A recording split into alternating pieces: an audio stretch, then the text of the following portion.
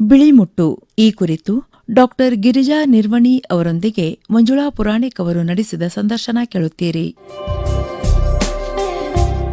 ಕೇಳುಗರಿಗೆಲ್ಲ ನಮಸ್ಕಾರ. ಕೇಳುಗರೆ, ಇವತ್ತು ಡಾಕ್ಟರ್ ಗಿರಿಜಾ ನಿರ್ವಣಿ ಅವರು ನಮ್ಮ ಜೊತೆಗಿದ್ದಾರೆ. ಡಾಕ್ಟರ್ ಗಿರಿಜಾ ನಿರ್ವಣಿ ಅವರು ಸಂಜೀವಿನಿ ಆಯುರ್ವೇದ ಆಸ್ಪತ್ರೆಯಲ್ಲಿ ರೋಗ ನಿದಾನ ವಿಭಾಗದಲ್ಲಿ ಕಾರ್ಯವನ್ನ ನಿರ್ವಹಿಸ್ತಾ ಇದ್ದಾರೆ.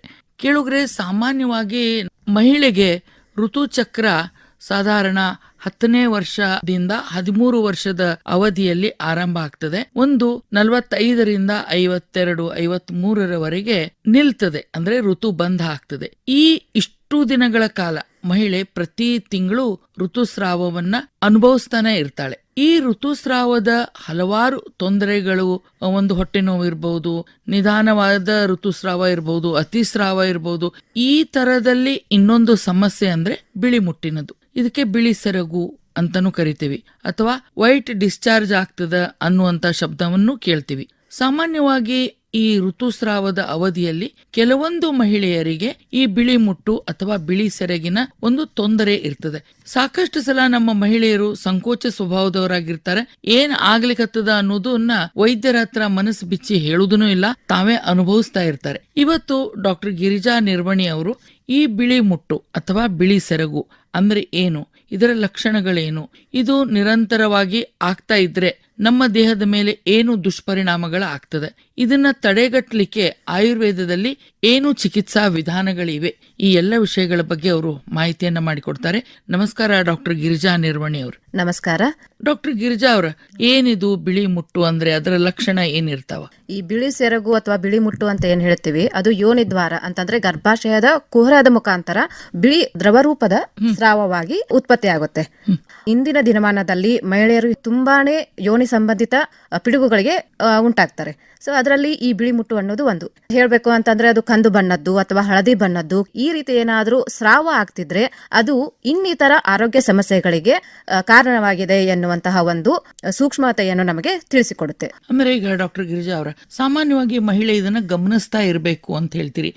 ಈ ಬಿಳಿ ಸೆರಗು ಅಥವಾ ಬಿಳಿ ಮುಟ್ಟು ಋತುಸ್ರಾವದ ಅವಧಿಯಲ್ಲಿ ಮಾತ್ರ ಕಂಡು ಬರ್ತದ, ಅಥವಾ ಈ ಪೀರಿಯಡ್ ನಿಂತ ಮೇಲೂ ಕೂಡ ಅವಳಿಗೆ ಈ ಬಿಳಿ ಮುಟ್ಟು ಕಾಣಿಸ್ಕೊಳ್ತದಂತೀರಿ? ಹೌದು, ಈ ಬಿಳಿ ಸೆರಗು ಅಂತಂದ್ರೆ ಸೋಂಕು ರಹಿತವಾದಂತಹ ಬಿಳಿ ಸೆರಗು ಕೆಲವೊಂದು ಪ್ರಚೋದನೆಗಳು ಉಂಟಾದಾಗ ಮಾತ್ರ ಅದು ಉತ್ಪತ್ತಿ ಆಗುತ್ತೆ. ಉದಾಹರಣೆಯಾಗಿ ಹೇಳ್ಬೇಕು ಅಂತಂದ್ರೆ ಲೈಂಗಿಕ ಕ್ರಿಯೆಯಲ್ಲಿ ಇರ್ಬೋದು, ಅಥವಾ ಅಂಡೋತ್ಪತ್ತಿಯ ದಿನ ಅಂದ್ರೆ ಅದನ್ನೇನಂತ ಹೇಳ್ತೀವಿ ಓವ್ಯುಲೇಷನ್ ಡೇ, ಆಮೇಲೆ ಮುಟ್ಟು ಇನ್ನೇನು ಬರುತ್ತೆ ಅನ್ನುವಾಗ ಕೆಲವು ಮಹಿಳೆಯರಲ್ಲಿ ನಾವು ಬಿಳಿ ಮುಟ್ಟು ಸ್ರಾವವಾಗೋದನ್ನ ನೋಡ್ತೀವಿ. ಆಮೇಲೆ ಪ್ರಮುಖವಾಗಿ ಅಂತಂದ್ರೆ ಗರ್ಭಿಣಿಯರಲ್ಲಿ ಅದು ಹಾರ್ಮೋನ್ಗಳ ಪ್ರಚೋದನೆ, ಪ್ರಮುಖವಾಗಿ ಇಸ್ಟ್ರೋಜನ್ ಹಾರ್ಮೋನ್. ಹೌದಾ? ಸೊ ಇಸ್ಟ್ರೋಜನ್ ಹಾರ್ಮೋನಿನ ಪ್ರಚೋದನೆ ಮುಖಾಂತರ ನಾವು ಬಿಳಿ ಮುಟ್ಟಿನ ಒಂದು ಸ್ರಾವವನ್ನು ಕಾಣ್ತೀವಿ. ಆದ್ರೆ ಒಂದು ತಿಳ್ಕೊಬೇಕಾದಂತ ವಿಷಯ, ಇದು ಯಾವುದೇ ಆರೋಗ್ಯ ಸಂಬಂಧಿ ಸಮಸ್ಯೆ ಅಲ್ಲ, ಇದು ಸಂಪೂರ್ಣವಾಗಿ ನೈಸರ್ಗಿಕವಾದಂತಹ ಒಂದು ಪ್ರಕ್ರಿಯೆ. ಇನ್ನು ಸೋಂಕು ಯುಕ್ತವಾದಂತಹ ಬಿಳಿ ಸೆರಗು ಅಂತಂದ್ರೆ ಮೊದಲೇ ಹೇಳಿದಾಗೆ ಒಂದು ವೇಳೆ ಅದರಲ್ಲಿ ಏನಾದ್ರೂ ಬಣ್ಣ ಬದಲಾವಣೆ ಇತ್ತು ಅಂತಂದ್ರೆ ಅವಾಗ ಪ್ರತಿಯೊಬ್ಬ ಮಹಿಳೆಯು ಅದರ ಬಗ್ಗೆ ಕಾಳಜಿ ವಹಿಸುವಂತದ್ದು ತುಂಬಾ ಪ್ರಮುಖವಾಗಿರುತ್ತೆ. ಈಗ ತಾವು ಮಾತಾಡ್ತಾ ಮಹಿಳೆ ಅನ್ನೋ ಶಬ್ದವನ್ನ ಉಪಯೋಗಿಸಿದ್ರಿ. ಅಂದ್ರೆ ಈ ಬಿಳಿ ಸೆರಗು ಅಥವಾ ಬಿಳಿ ಮುಟ್ಟು ಮಕ್ಕಳಲ್ಲೂ ಕಂಡು ಬರಬಹುದಾ? ಅಂದ್ರೆ ಅವಿವಾಹಿತ ಮಕ್ಕಳಿದ್ರೆ? ಹೌದು, ಕಂಡು ಬರುತ್ತೆ. ಅದು ಏನಂತಂದ್ರೆ ಇವತ್ತಿನ ದಿನಮಾನದಲ್ಲಿ ನಾವು ನೋಡ್ತೀವಿ, ಈ ಯಂಗರ್ ಜನರೇಷನ್ ಅಂತ ಹೇಳ್ತೀವಿ, ಇವು ಮಕ್ಕಳು 10ರಿಂದ 20ನೇ ವರ್ಷದ ಮಕ್ಕಳೇನಿದ್ದಾರೆ ಹೊರಗಡೆ ಸಿಗುವಂತಹ ಪದಾರ್ಥಗಳಿಗೆ ತುಂಬಾ ಬೇಗ ಪ್ರಚೋದಿತರಾಗ್ಬಿಡ್ತಾರೆ. ಇವಾಗ 10ರಿಂದ 15 ವರ್ಷದ ಬಾಲಕಿಯರಲ್ಲೂ ನಾವು ಈ ಒಂದು ಸಮಸ್ಯೆಯನ್ನ ನೋಡ್ತಿದೀವಿ. ಏನಕ್ಕಂತಂದ್ರೆ ಹೊರಗಡೆ ಜಂಕ್ ಫುಡ್ಸ್ ಅಂತ ಏನ್ ಹೇಳ್ತೀವಿ, ಎಣ್ಣೆಯಲ್ಲಿ ಕರೆದಿರುವಂತದ್ದು ಮಸಾಲೆಯುಕ್ತ ಪದಾರ್ಥಗಳು. ಸೊ ಈ ತರ ಒಂದು, ಆಮೇಲೆ ಅಸಹಜ ಜೀವನ ಶೈಲಿ. ಅಸಹಜ ಅಂತಂದ್ರೆ ಸರಿಯಾಗಿ ಒಂದು ದೈಹಿಕ ವ್ಯಾಯಾಮ ಇಲ್ಲದೆ ಇರುವುದು, ಒಂದು ಸಾಮಾನ್ಯವಾದಂತಹ ತುಂಬಾ ಸುಲಭವಾದಂತಹ ನಡಿಗೆಯೂ ಸಹ ಈಗಿನ ಮಕ್ಕಳು ಅದರಲ್ಲಿ ಪಾಲ್ಗೊಳ್ತಿಲ್ಲ. ಸೊ ಈ ತರ ಒಂದು ಕಾರಣಗಳಿಂದ ಬಿಳಿ ಸ್ರಾವ ಉಂಟಾಗುತ್ತೆ. ಅದು ಸೋಂಕುಯುಕ್ತವಾದಂತಹದ್ದು ಬಿಳಿ ಸ್ರಾವವನ್ನು ನಾವು ಕಾಣ್ತೀವಿ. ಅದರ ಹೊರತಾಗಿಯೂ ವಯಸ್ಕರಲ್ಲಿ ನಾವು ನೋಡಬಹುದಂತ ಕಾರಣಗಳು ಯಾವುದಕ್ಕೆ ಅಂತಂದ್ರೆ ಸೋಂಕುಯುಕ್ತ ಬಿಳಿ ಸೆರಗಿಗೆ, ಇದು ಸೋಂಕು ಅಂತ ಬಂದಾಗ ಇನ್ಫೆಕ್ಷನ್ ಅಂತ ಏನ್ ಹೇಳ್ತೀವಿ, ಅದು ಅಸುರಕ್ಷಿತ ಲೈಂಗಿಕ ಕ್ರಿಯೆಯಿಂದ ಇರ್ಬೋದು, ಅಥವಾ ಸೋಂಕಿತ ವ್ಯಕ್ತಿಯೊಂದಿಗೆ ಸಂಪರ್ಕಕ್ಕೆ ಬಂದಾಗಲೂ ಕೂಡ ನಾವು ಅಲ್ಲಿ ಒಂದು ಯೋನಿಯಲ್ಲಿ ಸೋಂಕು ಉಂಟಾಗಿ ಅದು ಬಿಳಿ ಸ್ರಾವಕ್ಕೆ ಕಾರಣ ಆಗುತ್ತೆ.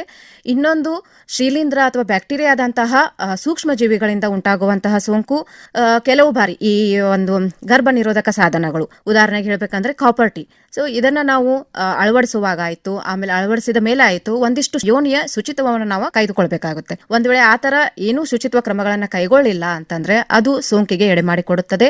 ಹಾಗಾಗಿ ಬಿಳಿ ಸೆರಗು ಅನ್ನೋದು ವಯಸ್ಕರಲ್ಲಿ ಅಷ್ಟೇ ಅಲ್ಲ, ಇದು ನಾವು ಬಾಲಾವಸ್ಥೆಯಲ್ಲೂ ನೋಡ್ಬೋದು, ಪ್ರೌಢಾವಸ್ಥೆಯಲ್ಲೂ ನೋಡ್ಬೋದು, ಹಾಗೂ ವಯಸ್ಕರಲ್ಲಿನೂ ನೋಡ್ಬೋದು. ಒಂದು ಪ್ರಮುಖವಾಗಿ ತಿಳಿದುಕೊಳ್ಳಬೇಕಾದಂತ ವಿಷಯ ಏನಂತಂದ್ರೆ, ಕೆಲವೊಂದು ಮಹಿಳೆಯರಲ್ಲಿ ಈ ರೀತಿ ಸ್ರಾವ ಉಂಟಾಗುವುದು ಮುಂಬರುವಂತಹ ಒಂದು ಉಪದ್ರವ ಅಂತಂದ್ರೆ ಅದು ಗರ್ಭಾಶಯದ ಕ್ಯಾನ್ಸರ್. ಅದನ್ನ ನಾವು ವೈದ್ಯರ ಹತ್ರ ಹೋಗಿ ಸಮಾಲೋಚಿಸಿ ಅದಕ್ಕೆ ಒಂದು ಪರಿಹಾರ ಕಂಡುಕೊಳ್ಳುವುದು ಅತ್ಯವಶ್ಯಕ. ಏನಕ್ಕಂತಂದ್ರೆ ಕೆಲವೊಂದ್ಸರಿ ಅದು ಏನು ಮಾಮೂಲಿ ಒಂದು ಇನ್ಫೆಕ್ಷನ್ ರೀತಿ ಅದು ಕೊನೆಗೊಳ್ಬಹುದು, ಅಥವಾ ಅದು ಮುಂಬರುವಂತ ಒಂದು ದೊಡ್ಡ ಪಿಡುಗು ಅಂತಂದ್ರೆ ಕ್ಯಾನ್ಸರ್ ಅಂತ ಏನ್ ಹೇಳ್ತೀವಿ ಅದಕ್ಕೂ ಸಹ ಎಡೆ ಮಾಡಿಕೊಡ್ಬಹುದು. ಅಂದ್ರೆ ಯಾವ ಸಂದರ್ಭದಲ್ಲಿ ವೈದ್ಯರನ್ನ ಕಾಣಬೇಕು ಅಂತ ತಾವು ಹೇಳ್ತೀರಿ? ಈ ಸೋಂಕು ರಹಿತವಾದಂತಕ್ಕೆ ವೈದ್ಯರ ಏನು ಸಲಹೆ ಅಥವಾ ಸೂಚನೆ ಏನು ಅವಶ್ಯಕತೆ ಇರೋದಿಲ್ಲ. ಯಾಕಂದ್ರೆ ಅದು ನೈಸರ್ಗಿಕವಾಗಿಯೇ ಶುರುವಾಗುತ್ತೆ, ಹಾಗೂ ಪ್ರಚೋದನೆ ಅಂತ್ಯಗೊಂಡಾಗ ಅದು ಅಲ್ಲಿಗೆ ನಿಂತುಬಿಡುತ್ತೆ. ಸೊ ಅದೇ ನಾವು ಇದರಲ್ಲಿ ಸೋಂಕುಯುಕ್ತವಾದಂತಹ ಬಿಳಿ ಸೆರಗನ್ನ ಮುಂದೆ ಅದು ಅಡ್ಡ ಪರಿಣಾಮಗಳು ಬರೋದಕ್ಕಿಂತ ಮುಂಚೆ ನಾವು ಚಿಕಿತ್ಸೆ ಪಡೆಯೋದು ತುಂಬಾ ಸೂಕ್ತ. ಅಂದ್ರೆ ಏನಾದ್ರೂ ಯೋನಿಯಿಂದ ಬರುವಂತಹ ಅಥವಾ ಗರ್ಭಾಶಯ ಕುಹರದಿಂದ ಬರುವಂತಹ ಒಂದು ದ್ರವ ಏನಿದೆ ಅದು ಕಂದು ಬಣ್ಣದ್ದು, ಹಳದಿ ಬಣ್ಣದ್ದು, ಅಥವಾ ಸಹಿಸಲು ಅಸಾಧ್ಯವಾದಂತಹ ವಾಸನೆ ಏನಾದ್ರೂ ಇದ್ರೆ, ಅಥವಾ ಹೊರಬರುವಂತ ದ್ರವದ ಒಂದು ಪ್ರಮಾಣ ಜಾಸ್ತಿ ಇತ್ತು ಅಂತಂದ್ರೆ ಆ ಒಂದು ಸಂದರ್ಭದಲ್ಲಿ ತಕ್ಷಣವೇ ವೈದ್ಯರನ್ನ ಸಂಪರ್ಕಿಸುವುದು ಬಹಳ ಸೂಕ್ತ. ಈಗ ಏನಾಗ್ತದೆ ಡಾಕ್ಟರ್ ಗಿರಿಜಾ ಅವರೇ, ಸಾಮಾನ್ಯವಾಗಿ ಮಹಿಳೆ ಅಂದ್ರೆ ಒಂಚೂರು ಸಂಕುಚ ಸ್ವಭಾವದವಳಾಗಿರ್ತಾಳೆ. ಅದರಲ್ಲೇ ತನಗೆ ಬೇರೆ ಏನಾದ್ರೂ ದೈಹಿಕ ತೊಂದರೆ ಆದ್ರೂ ಕೂಡ ಅವಳು ತಡ್ಕೊಳ್ತಾಳೆ, ಯಾರ ಹತ್ರನೂ ಬಾಯಿ ಬಿಚ್ಚಿ ಹೇಳುವುದಿಲ್ಲ. ಇನ್ನು ಇಂಥ ಗುಪ್ತ ಭಾಗಗಳಲ್ಲಿ ಈ ತರದ ತೊಂದರೆಗಳು, ಸಮಸ್ಯೆಗಳು, ಒಂದು ಇಚಿಂಗ್ ಆಗ್ಬಹುದು ಅಥವಾ ಒಂದು ಸ್ರವಿಸುವಿಕೆ ಆಗ್ಬಹುದು, ಆದಾಗ ಅವಳು ಅದು ಮಿಟ್ಕೊಳ್ಳೋದೇ ಜಾಸ್ತಿ. ತಕ್ಷಣದಲ್ಲಿ ಅವಳು ಮನೆಯ ಸದಸ್ಯರಿಗೆ ಯಾರೊಟ್ಟಿಗಾದ್ರೂ ಇದನ್ನ ಹಂಚಿಕೊಂಡ್ರೆ ಅವರು ಒಂದು ಸೂಚನೆ ಕೊಡಬಹುದು ವೈದ್ಯರ ಹತ್ರ ಹೋಗುವಂತ. ಈ ಸ್ವಭಾವದಿಂದ ಹೇಗೆ ಮಹಿಳೆ ಹೊರಬರಬೇಕು ಅಂತೀರಿ? ಇವಾಗ ಹೆಣ್ಣು ಅಂತಂತಂದ್ರೆ ಅವಳೊಂದು ಮನೆಗೆ ಆಧಾರ ಸ್ತಂಭ ಇದ್ದಾಗೆ. ಅವಳು ಒಂದು ಆಧಾರ ಸ್ತಂಭ ಅಂತ ಯಾವಾಗ ಹೇಳ್ತೀವಿ, ಅವಳು ಮಾನಸಿಕವಾಗಿ ದೈಹಿಕವಾಗಿ ಪರಿಪೂರ್ಣಳಾಗಿರ್ಬೇಕು. ಅಂದಾಗ ಮಾತ್ರ ಮನೆಯೂ ಸಹ ಆರೋಗ್ಯತವಾಗಿರುತ್ತೆ. ಒಂದು ವೇಳೆ ಅವಳು ಹಿಂಜರಿದ್ರೆ ಅದು ಮೊದಲೇ ಹೇಳಿದಾಗೆ, ಒಂದು ನಾವು ಯಾವುದು ತುಂಬಾ ಸುಲಭ ಇದೇನು ಇವತ್ತದ ನಾಳೆ ಕಡಿಮೆ ಆಗುತ್ತೆ, ಆತರ ನಿರ್ಲಕ್ಷ್ಯತೆಗೆ ಒಳಗಾದ್ರೆ ಯಾರಿಗೊತ್ತು ಮುಂದೆ ಅದು ಒಂದು ದೊಡ್ಡ ಒಂದು ಪಿಡುಗಾಗಿ ಕಾಡಬಹುದು. ಅದು ಅವಳನ್ನು ಮಾತ್ರ ಅಲ್ಲ, ಮನೆಯ ಇತರೆ ಸದಸ್ಯರಿಗೂ ಸಹ ಅದೊಂದು ಪಿಡುಗಾಗಿಯೇ ಪರಿಣಮಿಸುತ್ತೆ. ಹಾಗಾಗಿ ಆ ಒಂದು ಅವಸ್ಥೆಗೆ ತಲುಪಕ್ಕಿಂತ ಮುಂಚೆ ಏನೇ ಇದ್ರೂ ಅದು ಗುಪ್ತಾಂಗಗಳೇ ಆಗಿರಬಹುದು, ಅದು ಒಂದು ದೇಹದ ಅಂಗನೇ, ಅದರಲ್ಲಿ ಮರೆಮಾಚುವಂಥದ್ದಾಗ್ಲಿ ಅಥವಾ ಅದರಲ್ಲಿ ನಾವು ಕೀಳರಿಮೆಯನ್ನ ಹೊಂದುವಂಥದ್ದಾಗ್ಲಿ ಮಾಡುವಂತಹ ಅವಶ್ಯಕತೆ ಇಲ್ಲ, ಹಾಗೂ ಅದು ಆರೋಗ್ಯಯುತವೂ ಅಲ್ಲ. ಒಂದು ಮನೆಯ ಹಿರಿಯರ ಜೊತೆಯಾದ್ರೂ ಅವಳು ಅದನ್ನ ಸಮಾಲೋಚಿಸಬಹುದು, ಅಥವಾ ತನ್ನ ಬಾಳ ಸಂಗಾತಿ ಜೊತೆಯಾದ್ರೂ ಅದನ್ನ ಸಂಭಾಷಣೆ ಮೂಲಕ ಅದಕ್ಕೊಂದು ಪರಿಹಾರವನ್ನ ಕಂಡುಕೊಳ್ಳಬೇಕು. ಇದರಲ್ಲಿ ಕೀಳರಿಮೆ ಅಥವಾ ಏನೋ ಒಂದು ಇದು ಇಲ್ಲ ಇಂಥದ್ದು ಹೇಗೆ ಹೇಳೋದು, ಇದು ಗಲೀಜು, ಆ ತರ ಒಂದು ಮನೋವೃತ್ತಿಯನ್ನ ಮಹಿಳೆ ಮೊದಲು ಮನಸ್ಸಿಂದ ತೆಗೆದುಹಾಕಬೇಕು. ಈಗ ಡಾಕ್ಟರ್ ಗಿರಿಜಾ ಅವರ ಈ ತರಹದ ಸಮಸ್ಯೆಗಳು ಬಂದಾಗ ಆಯುರ್ವೇದದಲ್ಲಿ ಏನು ಚಿಕಿತ್ಸೆ ಇದೆ?